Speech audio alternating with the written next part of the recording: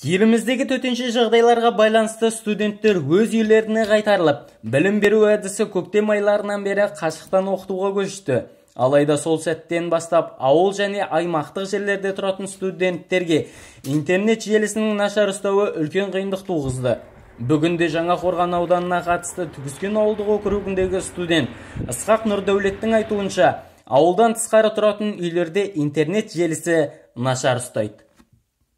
Қазіргі таңда мен Түркістан облысындағы халықаралық Қазақ-Түрік университетінің 2-ші курс студентімін. Былтырғы көктем айынан бері біз онлайн режим білім алуға көштік. Және де біз шеткі ауыл аймақтарда тұрған соң бізде интернет желісі қатты дамымаған болатын.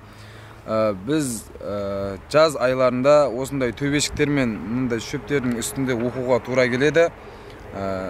Алда міне көріп тұрғандарыңыздай күн суытып, жаңбыр жауы ықтимал. Біз қыс айларында қалай оқитынымызды білмейміз және белгісіз.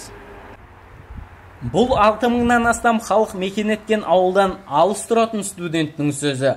Ал ауыл орталығында тұратын студенттердің онлайн білім алуы мен сабаққа қатысуы қалай өтіп жатыр? Мен Гумилев атындағы Еуразия ұлттық университетінің 2-ші курс студентімін.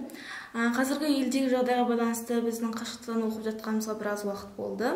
Дәл осы оқу форматында ең қажетті нәрсе интернет желісінің жоғарғы деңгейде болуы.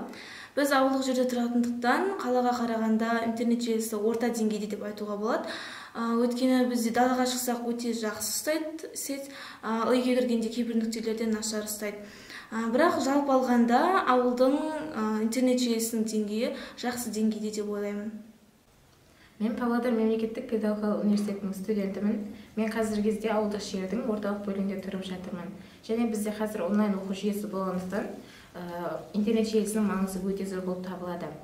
Және мен өз тапсырмаларымда оқу орнына жіберуде интернет желісінің ешқандай қиындығын көріп жатқан жоқпын деп толық айта аламын. Түгіскен округінде барлық жарық сымдары мен желі құрылғылары жаңа форматқа ауыстырылған.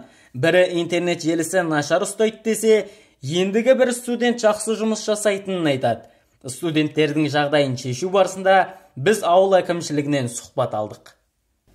Жаңақорған ауданы Аққорған ауылдық округіне қарасты Түгіскен елді мекенінде балалардың, оқушылардың онлайн режимде сабақ өтуіне байланысты былтырдан бері талшықты оптикалық интернет жүйесі осы екі мектепке орналастырған.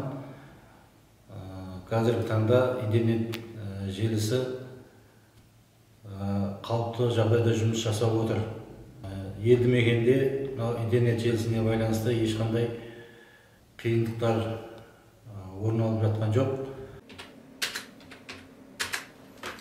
Қорытындылай келгенде, ауыл орталығында тұратын студенттерге онлайн оқу және интернет желісі ешқандай да қиындық тудырмайды. Ал ауыл шетінде тұратын студенттерге интернет желісі жақсы ұстайтын жер немесе осындай Wi-Fi құрылғылары қажет болады. Анарбай Нұртілеу, Түгіскен ауылы, IT News.